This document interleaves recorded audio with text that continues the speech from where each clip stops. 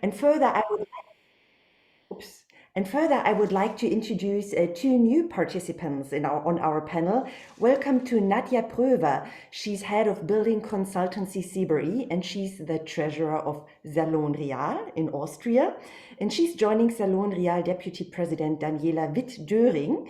And I would also like to introduce to you Magdalena Gutowska. She's the founding member and member of controlling committee from WIROP, the Women in Real Estate in Poland. Or I remember it's WIROP, I think.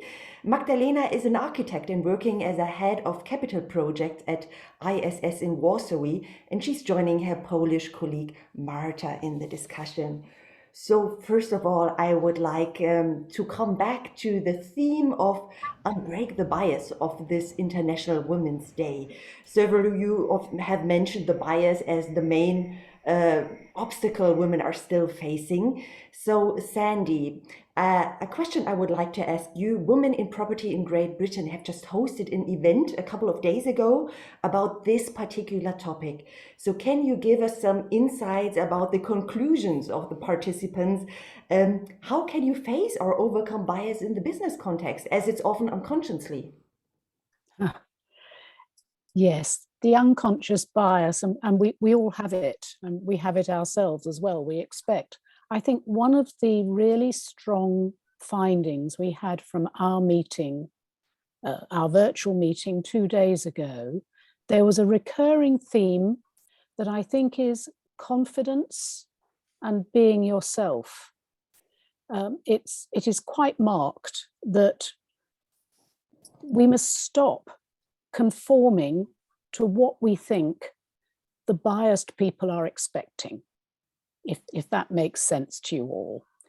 We are simply compounding those perceptions if we adapt to be regarded. It's something along the lines of women being even more masculine than men in some areas because they feel that's the way to achieve.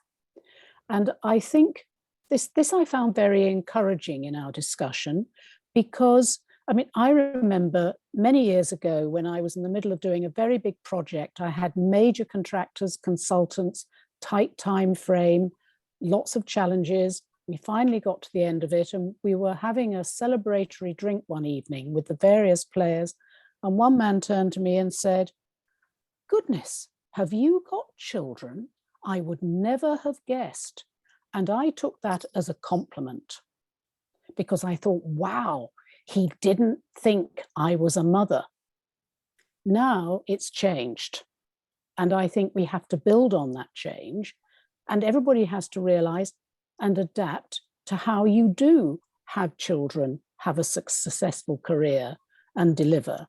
And I think the same applies to your cultural heritages, your origins.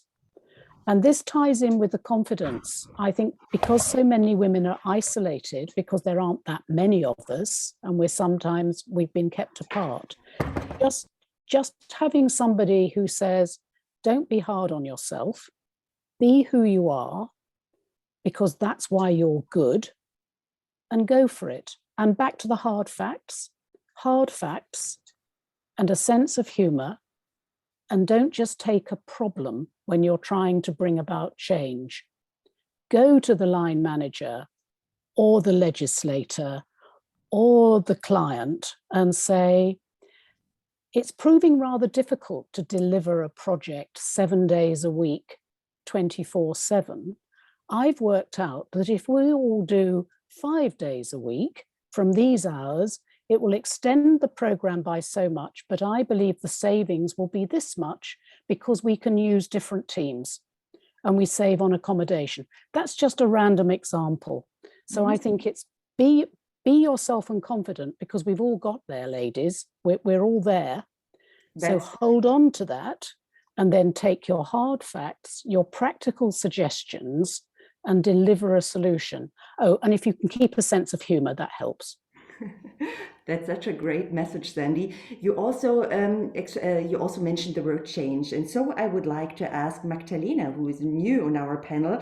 Magdalena, we heard from Marta that in Poland women have become more and more visible in the last 15 years. So did you overcome bias in a way, or how did you manage to, if you did? Well, hello everybody. First of all, thank you for letting me in. That is an interesting question. To be honest, it took a lot of efforts on everybody's side.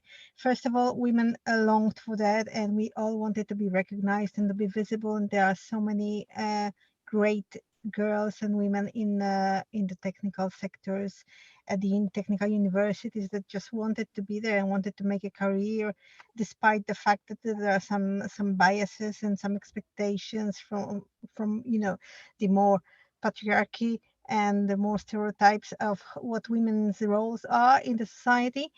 So one thing was the need on the side of women. The other thing was probably the fact we had more and more global organization entering the Polish market, and what came with them, fortunately, was the need for diversity and inclusion, which I believe is now the key to success of women in business, because the greater business has now recognized that there is value in having diversity. I mean, you cannot expect a group that's made of the same type of people only to have a holistic view and a broad perspective on business. The success lays in the fact you see various perspectives, and you can only achieve that by having all possible types of people in there, all contributing to the success. I would say this goes bottom up and from the top to down to the individuals to make it a successful women. And for those girls who are happy to and lucky to be working for organizations who recognize that, there's a huge chance for them to succeed and to take top positions, because this is exactly the way we should be heading. Thank you, Magdalena. Now, in the last presentation, my German colleague Maria quoted some interesting figures from our new study. It said that 52% of graduates in real estate-related classes are women. I was just asking myself, so where are they going on the way to the top? Because only 11% of top management jobs in the industry are held by women in these times. So a question to the German neighbor Nadia from Salon Real. Is this also an Austrian phenomenon? And what do you think, what measures should be taken that these highly qualified young women do not disappear on the way to the top? Yes, thank you, first of all, Marion, also to let me be part of this really fantastic session. Even though we spent a lot of time on the presentations, I think it was really worth it, because it was so good to see what happens all over Europe. And it was good to see that actually we do have the same problems. We do have some of the same answers. And so I think also the question you were just asking me, this is also something what happens all over Europe. We do have quite a lot of technicians already finishing university, like you said, over 50%. The same in Austria, actually. And then in the career, they stop to reach top management. But what is good, they do work, especially architects. There's loads of architects, female architects by now. Well, I myself, I come from architecture, so I used to be an architect 20 years ago. And when I started to be an architect, it was really not that popular yet, or not that common yet. So quite often I was really alone in those project teams, the only women, so to say, representing the whole female world. And this perspective has really changed. So in the last years, you do find a lot of, especially architects and also project managers. But what came out of the discussion today, the real problem we have is get the women into top management. And so, yes, I do think quota helps. Yes, it helps to start the transition, because as already many people also said, we need these role models. we need to see many different women. We need to see that a woman is not a woman per se, but it's different personalities behind it. Yes, and we have different abilities. And actually, I don't want to talk about, are you a man or a woman? I want to know who has the abilities, who is able to do the job. And this is actually my goal I'm working for. So thank you very much, Nadia.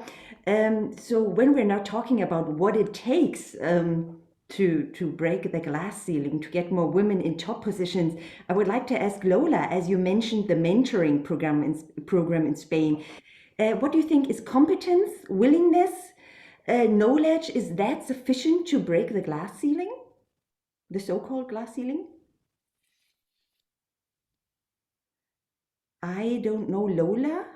Are you still with us? I know we're over time. Lola, if you're still here, give us a note.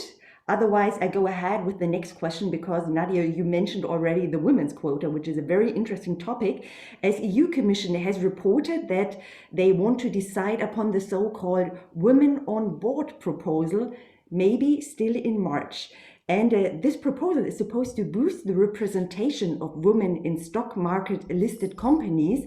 It sets a goal for at least 40% of their non-executive company board members to be women, which sounds like a progress. So now I'm asking my colleague Maria, because as a matter of fact, this bill has been blocked for 10 years by Germany. What do you think? What is the significance of this proposal? Is it a turning point for gender equality? Does it possibly pave the way for more equality and women in leadership positions?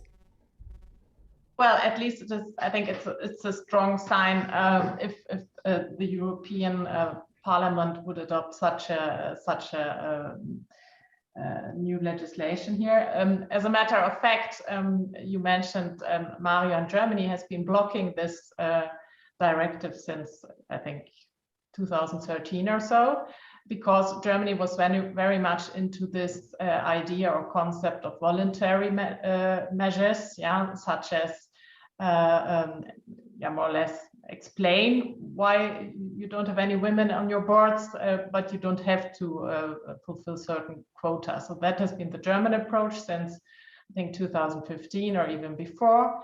But now later on one realized that this is not really solving the problem because the development was very, very slow, you could say. Yeah, it was a bit interesting because the German listed stock corporations needed to explain. They needed to set a target for their female representation on their boards, but they didn't need to explain it. And some of them, which was quite transparent, you could say, just said, we have a goal of 0% women on our boards. Yeah, and this was at least an information to the public. And for instance, some corporations which also target women as customers or employees or you name it, really had some struggles with this, such as Zalando, for instance, who have now, because they have many female customers, really changed their approach. But to cut a long story short, in Germany, I think the new government that is in place now, they have a strong approach on this, and they have already enacted a law last year, which will, we have a German law already which complies with the European directive to be. And therefore, obviously, Germany withdraw its objections and will now support this. And I think it will be a strong sign in Europe, but it will not, or a strong signal, but it will not solve all the problems. Yeah. Thanks, Maria, because that's a question I would also like to address to Daniela, because Daniela, you mentioned in your presentation, if I remember it correctly. Marion, just 1 second. I think Sandy wants to say something. Is that right? If you don't mind, I'd just like to pick up the missing response on mentoring, because I was and also talk about senior women, because I said, thank you for drawing attention. Lola talked about the mentoring scheme, which is what we have been doing in women in property in the UK for 11 years.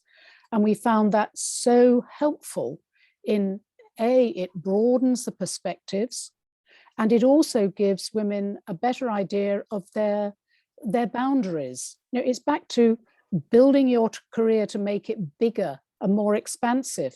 We all work so hard that you can spend most of your day just doing your job. And having a mentor not only gives you support, but it actually broadens your horizons. And we know from feedback that women are encouraged to go for those jobs because we're pretty rubbish at putting ourselves forward. We feel that it's not for us, or we don't tick all the boxes. So, and it's making you feel that something is possible. So you can actually help women progress and change and drive and go for things that they didn't consider because they're working too hard or they don't feel they're up for it. And we also have used clients to mentor women in the industry, which improves relationships. But I think women should help other women. And I think that you should be able to promote, be a champion, be an ally, and help women stretch themselves to go for those bigger jobs. In parallel, we have had 2 major reviews in the UK on increasing the number of women in the boardroom. It's had some sort of effect, but it's generally been in what I call the traditional hard areas, like the big consulting companies and the big accountancy firms. We have a way to go in property, but there is an underpinning there. I just wanted to intervene on the mentoring because it is important and it helps develop women into a better position and also retains them. Thank you very much. Thank you very much for jumping in, Sandy, because that was really a very helpful contribution. As Lola is not had to get out, obviously. So thank you for that. I'm just going to come back real quick to this EU proposal because I have another question for Daniela on that behalf. Daniela, you mentioned in your presentation that, if I remember it correctly, in Austria you have legislative requirements of 30% on supervisionary boards since, I think, 2018. Okay, you can't really say what is the outcome now, but how has it been received and perceived by male colleagues, for example? Because I just wonder, might a mandatory quota possibly have a reverse effect and is likely to provoke resistance? This is the feeling I get from Germany sometimes.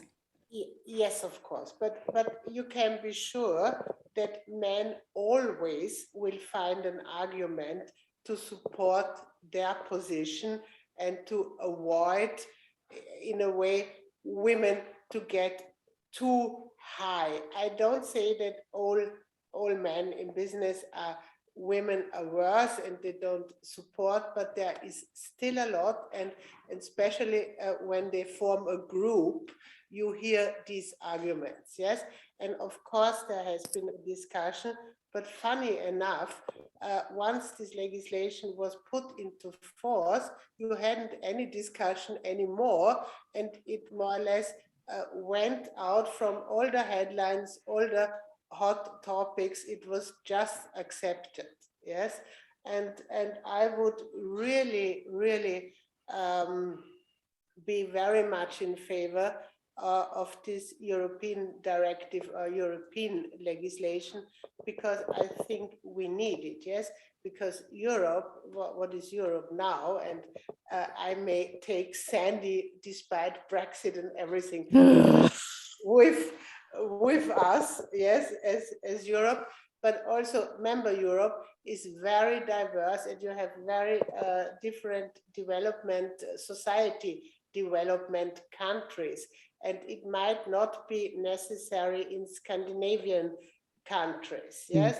But think on smaller countries, and so think of, as Marta told us, in Poland, males are very male still, and so we need that to have a European overall progress in this thing. And of course, everybody, every woman present now here in this panel would very much be in favor that no quotas are anymore necessary. Yes, and at that moment we won't, when we don't need them anymore, then we don't have to have them. But at the moment, to get us there where we belong, I think we should all be in favor also on a European project on that.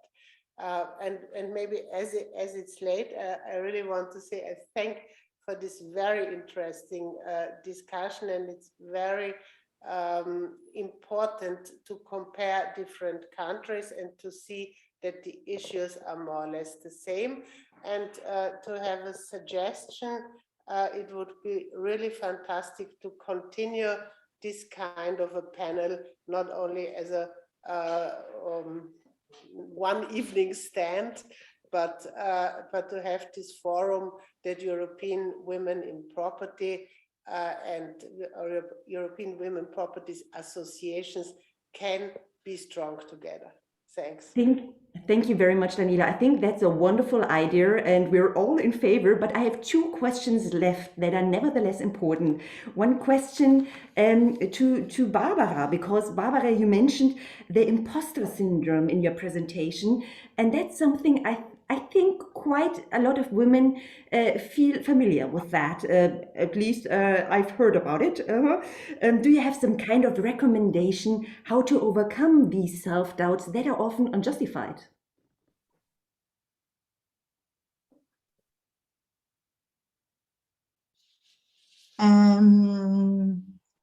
You know, it's I think that we have to work with the youngest to you know, to show that is normal. We are just normal, you know. It's nothing special. Is we are not heroine. We are just you know. It's our, we are able to succeed, and so if we use I don't know, lectures, the social media, and the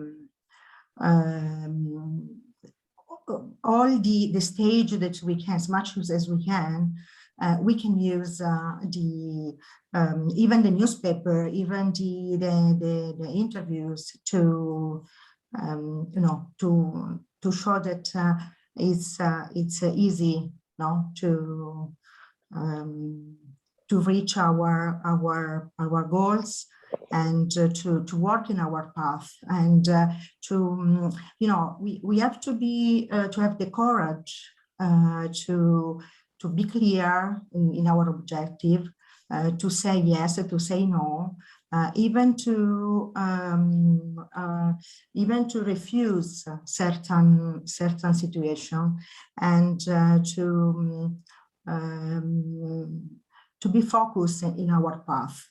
The important thing is to try to have a clear idea about our path, to have a clear idea about where we would like to reach, and taking the learning from the men or women, doesn't matter, you know, the gender, taking the best that we can from the others, and build our own path on that, and you know, step by step, and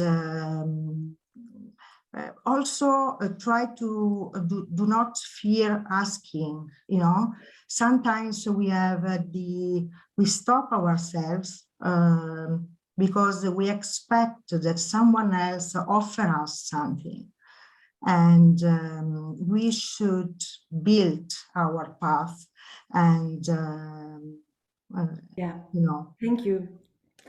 Thank you, Barbara. I think that's quite a lot of valuable inspiration that women with the imposter syndrome, which I know as well, can come back to. As we have to come to an end, I would like to come back to Marta and to a topic that really touches all of us deeply. And Marta, as you have told us ahead of time, you have just been abroad for a week in the Ukraine. No, not really abroad. We were coordinating our colleagues who were running from Kiev, and we were waiting, on the border between Poland and Ukraine, and yeah, that was a point. And guys, that's actually, how can we help? That's actually what we all want to know, because it's a horrible situation. You Polish, you do anything you can. It's just astonishing. And how can we actually help you, your neighbor countries? Yeah, first of all, I mean, this is still like the beginning. And right now we have a lot of people who are helping here in Poland. And what is really surprising us also, that's why we don't really call people from Ukraine refugees, because they don't want leave their houses, really. I mean, this is, for many of them, this is really like a very serious decision. And maybe the people who are coming and entering our borders and our countries, they are the people who are really like scared to death, or young enough, or without any, let's say, mental luggage, and a little bit, it is a little bit easier for them to leave everything. But the average person from Ukraine, they really are trying to stay in the country as long as it is possible. But of course, they are here already, and we are collecting some data about them. So it could be really fantastic to have some contacts to you guys, because we are collecting also the information about people coming to Warsaw, to Poland, to some other cities. We are gathering their CVs and some information about their competences, and we will be trying also to help find them some jobs, because they need to survive. I mean, they need to have some money to live. So maybe, the idea, one of our ideas could be, just if we know about somebody who is ready to work in Germany, Great Britain, Austria, with the competences, language, technical skills, or skills you can appreciate, maybe we can just prepare this kind of, let's say, database of people who can move and who can start work also in your countries. Because we are totally aware that there are still hundreds of people from Ukraine who will stay in Poland just because they can speak only Ukrainian and Russian. And of course, they are not ready to go to England, because they have no competences to talk to people and to start any job. But maybe it will be kind of a thing at the very beginning. And then, we will start to talk to you guys and, find out what we can do together.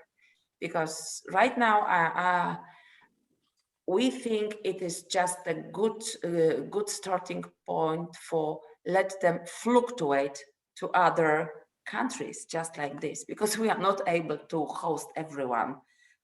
Yeah, I'm afraid that's not in our power. Yeah, of course, but you're so right, and I just suggest let's keep in close contact and see how we can support each other.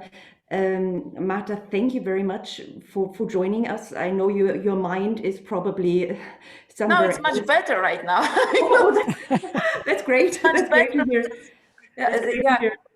We need to be focused on, some single things. I mean, on Friday when we met for preparation for this meeting, I was just overwhelmed, really, but it was really hard for me. Right now, we have our paths already. So yeah, we know what to do. Thank you very much, Marta, and thank you to all of you, to 6 partner associations and their representatives and their members that have joined us tonight. And it was great. It was, for me personally, it was also a great experience. I hope you enjoyed it, and I'm pretty sure that we will have another event like that, if you like, if if we get good feedback from you guys. And so I really hope you enjoyed it. And if you like to, we will be glad to send you the slides from the presentation. Paula is going to write an email address where you can contact her in the live chat. So she's just going to wrap it up and to send the slides to you then, if you like. Paula, are you okay with that? I think you are. Yeah, I bet you are. Okay, here's the mail address. So I hope we keep in touch at all different levels, and all the best for you. And I'm just saying goodbye and hope to see you next International Women's Day, the latest, maybe. Goodbye. Goodbye. Goodbye. Thanks a lot. Bye. Thank Thank you, you. Marion. Well done, everybody. Goodbye. Thank you very much. Stay safe. Bye. Good evening. Bye. Bye. Bye-bye. Bye.